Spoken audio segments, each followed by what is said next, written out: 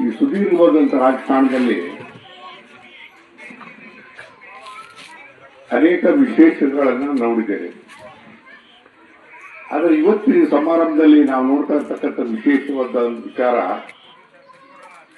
ಬಹುಶಃ 47 ವರ್ಷದಲ್ಲಿ ಇದೇ ಮೊದಲು ಅಂತ ಹೇಳಿದ್ರು ತಪ್ಪಾಗಲ್ಲ. ಕಾರಣ ಸ್ವಚ್ಛತೆ ಅಂತಕ್ಕಂಥದ್ದನ್ನ ಪರಿಕಲ್ಪನೆ ಅದರ ಜನರಿಗೆ ಬೋಧಿಸೋರು ಯಾರು ಅಂತಂದ್ರೆ ಮಹಾತ್ಮ ಗಾಂಧೀಜಿ. ಮಹಾತ್ಮ ಗಾಂಧೀಜಿಯವರು ಇದೇ ರೀತಿ ಕೊರತೆ ನೀಡಿದ್ರು. ಸ್ವಚ್ಛತೆಯನ್ನು ಕಾಪಾಡಬೇಕು, ಸ್ವಚ್ಛತೆಯನ್ನು ತರಬೇಕು ಅನ್ನೋ ಕಾರಣಕ್ಕೋಸ್ಕರ, ಸ್ವಚ್ಛತಾ ಮನೋಭಾವವನ್ನು ಜನಗಳಲ್ಲಿ ಬರಬೇಕು ಅನ್ನೋ ಕಾರಣಕ್ಕೋಸ್ಕರ ಮಾಡಿದ್ರು. ಬಹುಶಃ ಅವ್ರು ಬಿಟ್ಟರೆ ನಾವು ಗಾಂಧೀಜಿನೂ ಮರಿತಾ ಇದ್ದೀವಿ, ಅವ್ರ ಕಾರ್ಯಕ್ರಮಗಳು ಮರಿತಾ ಇದ್ದೀವಿ. ಆದ್ರೆ ಇವತ್ತು ಎಲ್ಲೋ ಒಂದು ಕಡೆಗೆ ಮಹಾತ್ಮ ಗಾಂಧೀಜಿಯವರ ಹೇಳಿದಂತ ದಾರಿನಲ್ಲಿ ಹೆಜ್ಜೆ ಇಡ್ತಕ್ಕಂಥ ಕೆಲಸವನ್ನ ಮಾಡಿರ್ತಕ್ಕಂಥವ್ರು ಅಂದ್ರೆ ನಾನು ನೋಡಿದ್ದು ಅಂತ ಹೇಳಿದ್ರೆ ಬಡಮಾರ್ನಲ್ಲಿ ಪರಕೆ ಮಂಜಣ್ಣನ ಮಾತ್ರ. ಪರಕೆ ಮಂಜಣ್ಣ ಒಬ್ಬರೇ ಇಲ್ಲ, ಅವ್ರ ಜೊತೆಯಲ್ಲಿ 16 ಜನ ಇದ್ದಾರೆ. 16 ಜನ ಕರ್ಕೊಂಡ್ಬಂದು ಊರಿನ ಸ್ವಚ್ಛವನ್ನು ಮಾಡಬೇಕು ಅಂತಕ್ಕಂಥ. ಬಹುಶಃ ನಮ್ಗೇನಂದ್ರೆ ಈಗ ನಮಗೆ ಗೊತ್ತಿರೋದೇನಪ್ಪ ಅಂದ್ರೆ ಕಾಂಟ್ರಾಕ್ಟ್ ಕೆಲಸ ಮಾಡ್ತೀವಿ, ಏನ್ ಕೆಲಸ ಮಾಡೋದು ಕೂಡ ಬಿಲ್ ಮಾಡ್ಕೊತೀವಿ ಅಷ್ಟೇ. ಆದ್ರೆ ಈ ಪುಣ್ಯಾತ್ಮ ಕೈಯಿಂದ ಜೋಬಿಂದ ದುಡ್ಡು ಖರ್ಚು ಮಾಡಿ ಸುಮಾರು 1-2 ಲಕ್ಷ ರೂಪಾಯಿನ ಖರ್ಚು ಮಾಡಿ ಈ ರೀತಿಯಾಗಿ ಊರಿಗೆ ಬಂದು ತನ್ನ ಹುಟ್ಟಿದ ಊರನ್ನ ಸ್ವಚ್ಛತೆ ಮಾಡುವಂತ ಕೆಲಸವನ್ನ ಮಾಡಿದಾರಲ್ಲ, ಇದು ಕೇವಲ ಬಡಮಾರ್ನಳ್ಳಿಗೆಲ್ಲ, ಇಡೀ ಕರ್ನಾಟಕಕ್ಕೆ ಅಲ್ಲ, ಇಡೀ ದೇಶಕ್ಕೆ ಒಂದು ಅನುಕರಣೀಯವಾಗಿರ್ತಕ್ಕಂಥ ಒಂದು ಕಾರ್ಯಕ್ರಮ ಅಂತ ಹೇಳಿದ್ರು ತಪ್ಪಾಗಲ್ಲ.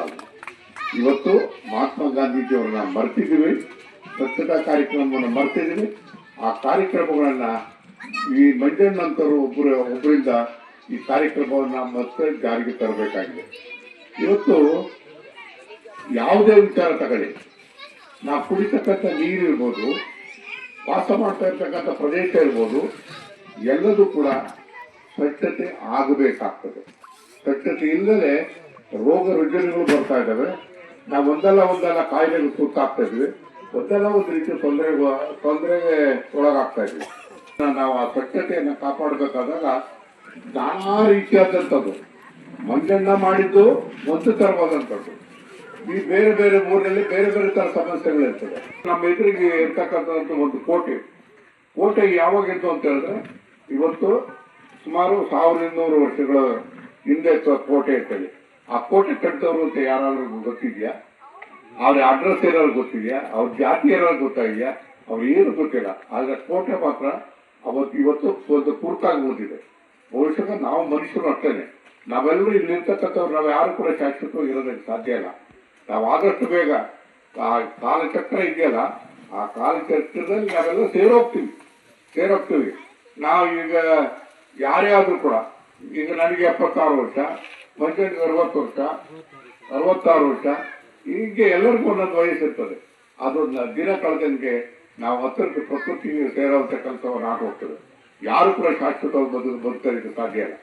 ಬಹುಶಃ ನಾವು ನೋಡಿದ ಮಟ್ಟಿಗೆ ಶಾಶ್ವತವಾಗಿ ಬದುಕಿದವರು ಯಾರು ಇದ್ದಾರ ಅಂತ ಹೇಳಿದ್ರೆ ಯಾರೊಬ್ರು ಇರೋದಿಲ್ಲ. ಅದು ದೇವಮಾನವ್ರನ್ನೂ ಬಿಟ್ಟಿಲ್ಲ. ದೇವಮಾನವರು ಕೂಡ ಸತ್ತಿದ್ದಾರೆ, ಸತ್ತ ಮೇಲೆ ಹುಟ್ಟಿದ್ದಾರೆ. ಹಾಗಾಗಿ ಇವತ್ತು ಒಂದೆಲ್ಲ ಒಂದು ದಿವಸ ನಾವು ಕಾಲಗರ್ಭದಲ್ಲಿ ಸೇರ್ಬೇಕಾಗುತ್ತೆ.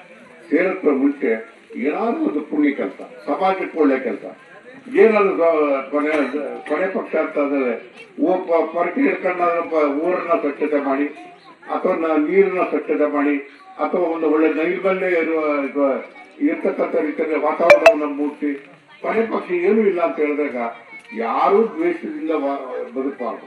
ಎಲ್ಲರೂ ಕೂಡ ಪ್ರೀತಿಯಿಂದ ಬದುಕಬೇಕು. ಆ ಮನಸ್ಸಿನ ಸ್ವಚ್ಛತೆ ಇದೆಯಲ್ಲ,